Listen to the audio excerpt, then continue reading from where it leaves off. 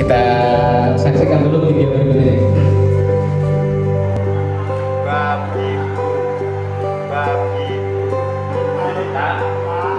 Itu ada permintaan dari Pak Marsudianto, Bapak Hari Eko, dan Bapak Joko. Dengan obrolan kami berempat, nah di sini ada yang meminta, Pak, tolong kami bisa diajari untuk baca Quran. Nah dari sini akhirnya saya tertarik untuk mengajar bapak-bapak ini yang sudah sepuh, yang sudah pensiunan, ini dengan semangat pengen belajar baca Quran, dan akhirnya menentukan dengan metode rubaiyat, karena memang metode ini metode yang sangat cepat untuk bisa baca Quran dan juga sangat pas untuk kalangan bapak-bapak atau kasepuhan yang sudah umurnya lanjut. Dengan metode rubaiyat ini kami terapkan dan alhamdulillah hasilnya sangat luar biasa. Akhirnya berkembanglah pesertanya semakin banyak dan kami berinisiatif juga membuka lagi kelas baru, dan sampai sekarang sudah 4 gelombang, jadi 4 angkatan yang sudah bisa baca Quran. Jadi sangat luar biasa dampaknya dengan adanya pengajian rubaiyat ini. Masjid kami Husnul Khotimah ini menjadi masjid yang makmur, dan alhamdulillah kegiatannya juga maju, perkembangan secara fisik pun tambah luas untuk masjidnya.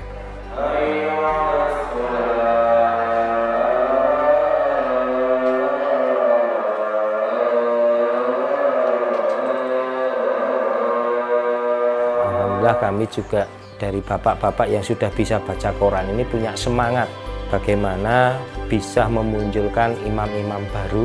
Dan alhamdulillah sampai hari ini kita sudah memunculkan imam-imam baru, imam-imam muda. Jadi ini sudah menjadikan kebanggaan kami.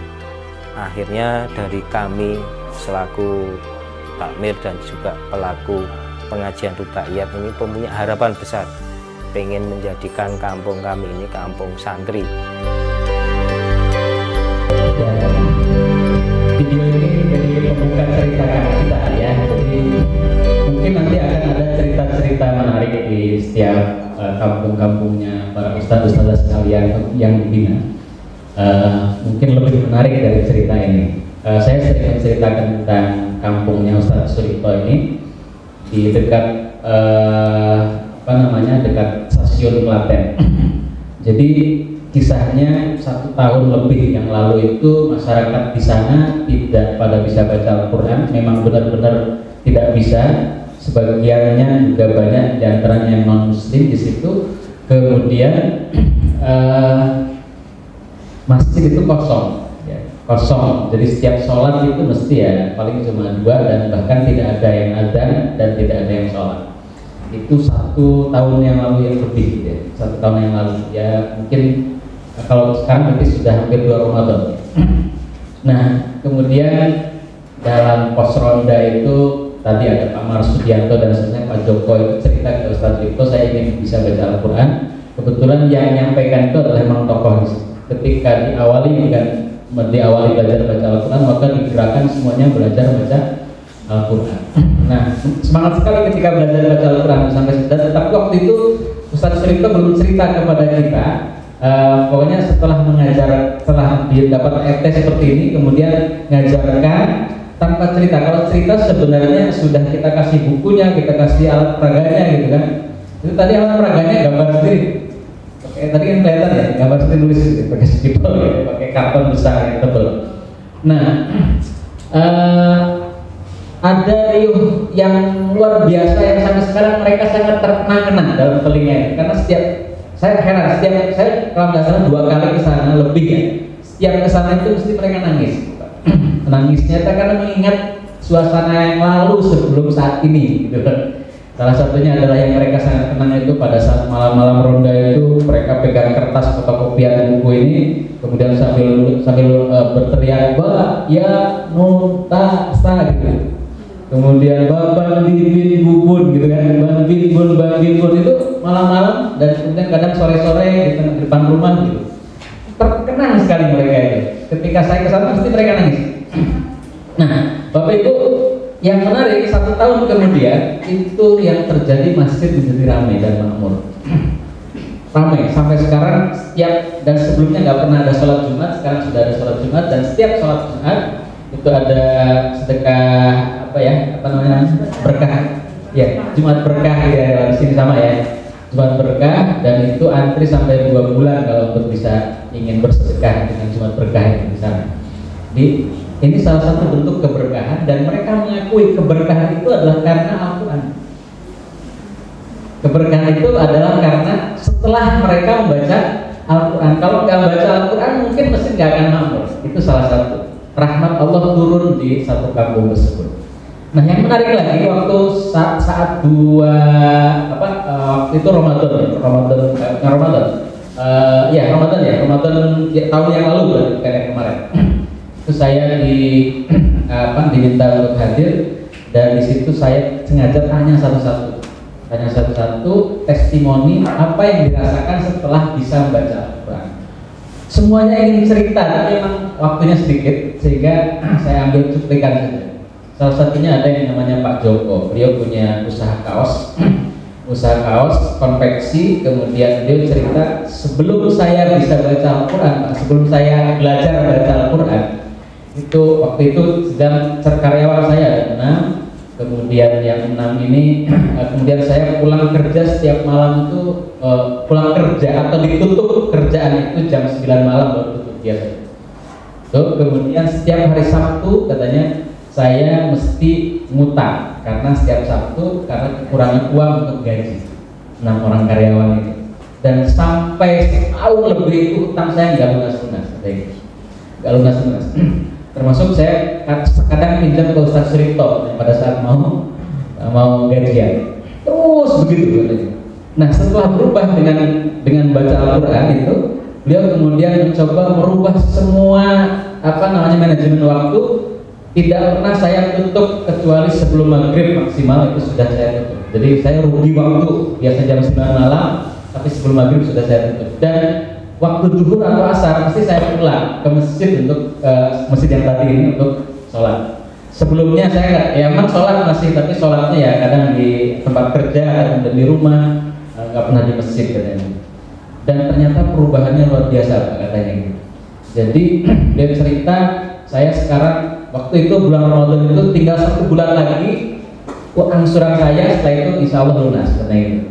Terus kemudian pada saat beliau cerita lagi, kalau untuk urusan menggaji 6 orang karyawan dulu gitu. Sekarang karyawan saya sudah 16 katanya, sudah 16. Jadi setelah belajar itu tambah karyawan 16, dan kalau untuk menggaji 16 orang itu untuk 30 kali gaji setiap hari Sabtu sekarang sudah ada.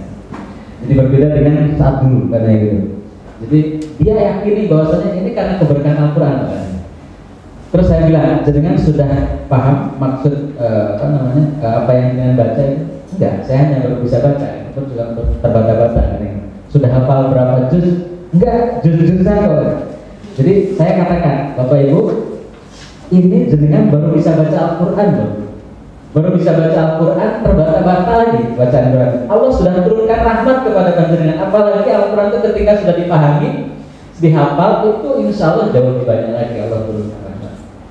Ini salah satu contoh ya sekalian. Dan cerita lagi tadi Pak Polisi yang tadi itu, kemudian juga cerita dia sampaikan, dulu saya kalau sering stres Pak, kayak gitu, apalagi kalau udah dengan istri dan anak-anak kayak gitu, ketika stres itu ini kecetit katanya, punggung ini kecetit, dan kemudian saya mesti ke rumah sakit kayak gitu. Itu hampir sebulan itu mungkin 2 atau 3 kali sering terjadi. Terus sekarang gimana? Nyaris tidak pernah Pak, nggak tahu kan gitu. Setelah baca Al-Quran tiap hari, saya katanya nggak pernah yang namanya kejepit ini, saraf kejepit di belakang ini. Coba, ya benar, yang dimana menunzilul minal Qur'ani ma huwa syifaa'un wa rahmah, itu betul-betul syifa ya, obat secara fisik, tidak hanya obat secara non fisik ya, obat secara fisik itu benar-benar jadi. Kemudian warahmah, rahmat. Nah, Bapak Ibu yang dirahmati Allah SWT, ini kisah menarik ya, banyak sekali kisah yang lain. Termasuk ada ibu-ibu yang mengatakan, Pak, dulu saya sebelum bisa baca Al-Quran atau sebelum belajar baca Al-Quran itu saya sering bertengkar dengan suami. Terus sekarang gimana? Sayang banget kepada suami saya juga sayang sama saya ini. Nah, mana suaminya? Ternyata suaminya itu yang tadi ceritain, konveksi tadi. Jadi Bapak Ibu sekalian, kira-kira kalau panjenengan mungkin ada yang sudah pernah merasakan juga ke kejadian serupa gitu ya. Nanti kita buktikan Bapak Ibu sekalian. Siap Bapak Ibu? Siap ya.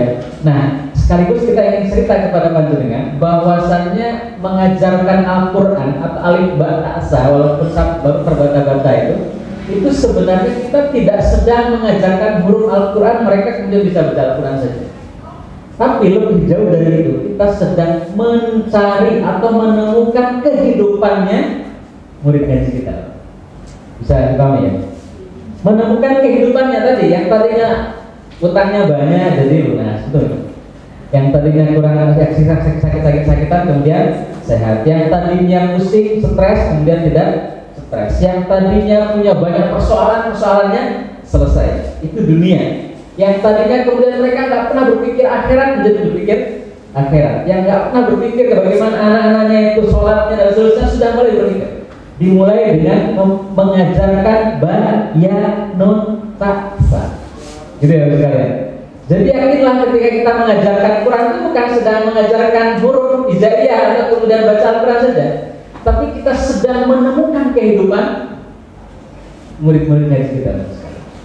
Sedang menemukan kehidupannya, sehingga secara tidak langsung pula panjenengan semua ini adalah masukan luar biasa dalam menyelamatkan bangsa. Betul? Kalau mungkin mau di ini ya, kalau saya berani kemudian mengatakan bahwasanya kalau dibandingkan Pak Menteri sekalipun, Pak Presiden sekalipun, gitu kan, selama dia itu berpikir untuk bangsanya, tetapi tidak melibatkan Allah Subhanahu Wa Taala, itu nonsen, nggak akan bisa ya, berubah yang namanya bangsa ini. Tapi karena kita itu menunjukkan orang itu semakin dekat dengan Tuhannya, membaca ayat-ayat Allah, gitu ya, maka Allah turunkan rahmat, gitu kan. Allah turunkan bantuan kepada orang-orang tersebut yang kita ajari. Satu orang berarti satu keluarga kita selamatkan. Satu keluarga itu punya pengaruh dalam satu desa, berarti satu desa itu kita selamatkan harus sekalian. Gitu. Jadi sesungguhnya ketika kita itu mengajari orang bisa baca Al-Quran itu adalah menyelamatkan bangsa. Yang tadinya bangsa itu tidak bisa ditolong karena utangnya tidak lunas-lunas atau kemudian persoalan dekadensi moral dan seterusnya tidak selesai. Persoalannya adalah karena Allah belum turun rahmat kepada bangsa ini, betul? Kalau saya ilustrasikan gini Bapak Ibu, bangsa ini Indonesia jumlahnya muslimnya sekitar 200 juta, sekitar 250 juta ya, semua penduduknya 200 juta yang muslim. Itu menurut survei tahun 2016 itu kan 60% umat muslimnya tidak bisa baca Al-Quran. Kira-kira 2016 sekarang 2020 itu masih 60% atau berkurang kira-kira? Bertambah. Mungkin bertambah, paling enggak tetap ya Pak, tetap. Kenapa? Karena yang lahir terus kan ada, yang lahir kan nggak bisa langsung baca Quran kan? Gitu kan? Walaupun yang meninggal juga ada, gitu kan? Nah, sehingga akan tetap minimal 60% sampai sekarang Bapak sekalian. Jadi kalau 60% dari 200 juta berapa? Namanya berapa? 120 juta. 120 juta itu tidak bisa baca Al-Quran. Artinya apa? Artinya 120 juta umat muslim Indonesia itu tidak pernah membuka Al-Quran tiap hari. Betul? Artinya juga tidak pernah baca Al-Quran tiap hari, gitu kan? Baca kok kulhu, gitu kan? Ya belum tentu juga tiap hari baca kulhu, betul kan? Ya, karena kan yang dimaksud baca Al-Quran itu ya yang banyak lah, gitu kan? Masa cuma kulhu aja, gitu kan? Nah, Bapak Ibu yang dirahmati Allah, terus yang 80 juta kan, 200 juta dikurangi 120 berapa? 80 juta. Itu kira-kira baca Quran tiap hari nggak? Belum tentu. Sebagai survei di sini ada yang baca Quran tadi berapa orang? Mungkin pada malu ya. Malu atau memang yang jujur kalau misalkan di sini ada 40 orang, gitu ya. Belum berhalangan gitu. Misalkan hanya ada 5 orang atau 10 orang itu kan berarti kan berapa tuh? 25%. Kalau 5 orang berarti 7,5%, gitu kan? Ya, 25%, 12,5%. Jadi yang sudah bisa baca Quran pun juga belum tentu baca Quran tiap hari, padahal butuh kan tiap hari baca Quran. Butuh rahmat Allah itu turun tiap hari ya, bukan tiap bulan, bukan tiap bulan Ramadan saja. Tapi tiap hari gitu kan. Maka baca Quran itu juga harus tiap hari. Nah, kalau mungkin saya ngitung-ngitung tuh ya, se-Indonesia yang baca Quran tiap hari itu kayaknya 1 juta, 2 juta nggak ada. Saya hitung saja yang anggota Odos One Day One Juice katanya sekarang sudah nggak lagi 200 orang. Ya kalau misalkan 100.000 saja, itu sisanya misalkan nanti ada yang anak-anak pondok pesantren, ada yang ibu-ibu majelis taklim, ustadzah gitu. Itu kayaknya 1 juta total itu sudah banyak. Ya, tak besarkan dari 2 juta, gitu ya kan? 2 juta dari 200 juta berapa persen takut? 0,1%, betul? 0,1, kalau 1% kan 20 juta, tidak? Ini cuma 2 juta, 2 juta dari 200 juta, 0,1%. Tapi ingin mendapatkan rahmat dari Allah Subhanahu Wa Taala, 0,1% ini, itu nggak imbang, Bapak Ibu, betul ya? Jadi kenapa kemudian bangsa ini tidak segera itu kemudian dijahit dari keterpurukannya, karena jauh dari bangsa ini dari Allah Subhanahu Wa Taala. Salah satu cirinya dari Al-Quran jauh gitu kan. Itu masalahnya. Ini sudah ketahuan ya. Cuma 0,1% yang baca Quran gitu. Itu pun sudah tak besar-besarkan jumlahnya. Gitu ya. Nah, Bapak Ibu yang dirahmati Allah Subhanahu Wa Taala, mungkin sebagai sebuah contoh, jumlah umat Indonesia itu kan 250 juta. Kalau hanya untuk mencari pemain bola 11 orang itu kan harusnya gampang banget ya, gitu. Orang-orang pinter yang bisa bikin pesawat, bikin ini seterusnya itu kan gampang banget sebenarnya. Tapi kenapa nggak ketemu gitu? Gitu ya. Itu semuanya kan karena skenario Allah gitu. Masalahnya di situ saja, bukan karena kemudian tidak pandainya presiden atau kemudian tidak pandainya gubernur atau bukan, karena Allah belum menunjukkan saja orangnya gitu. Terbaru saya dapat kabar Erdogan itu ya, karena mungkin masyarakatnya jadi dibina dengan luar biasa sampai dekat dengan Tuhannya gitu ya. Itu baru-baru saja katanya ditemukan sumber gas ya, sumber energi yang luar biasa itu bisa kemudian setelah itu bisa kemudian leading negara itu jadi negara daya. Padahal itu ratusan tahun itu nggak pernah, itu persoalan bangsa Turki itu adalah masalah minyak bumi dan gas gitu kan. Itu dan sudah nyewa 3 tahun konsultan dari Belanda itu nggak ketemu. Ketika kemudian dikerjakan sendiri itu hanya sekitar 1 bulan saja ketemu. Kira-kira yang menemukan siapa? Allah gitu ya. Udah ratusan tahun nggak ketemu, gitu ya. Dan tepat dalam kondisi umat muslimnya itu sedang muncak-muncaknya gitu. Peradabannya di Turki gitu. Ini sebagai sebuah contoh bahwasanya betapa bangsa ini itu akan bisa diangkat derajatnya oleh Allah Subhanahu Wa Taala itu bukan karena pemimpinnya, tetapi karena kedekatan pemimpin dan umatnya atau rakyatnya kepada Allah Subhanahu Wa Taala. Jadi sekali lagi saya kembalikan bahwa panjenengan semua hadir di sini itu dalam rangka memiliki aset untuk memperjuangkan bangsa, mengembalikan kepada Tuhan, kepada Allah Subhanahu Wa Taala, sehingga Allah turunkan rahmat, bangsa ini menjadi maju. Saya membayangkan ini ada 26 kecamatan gitu kan, 26 kecamatan, 26. Saya nyebutnya 26 karena Klaten itu 26. 12 kecamatan, dan kemudian 12 kecamatan itu nanti ada berapa desa? Jumlah desanya?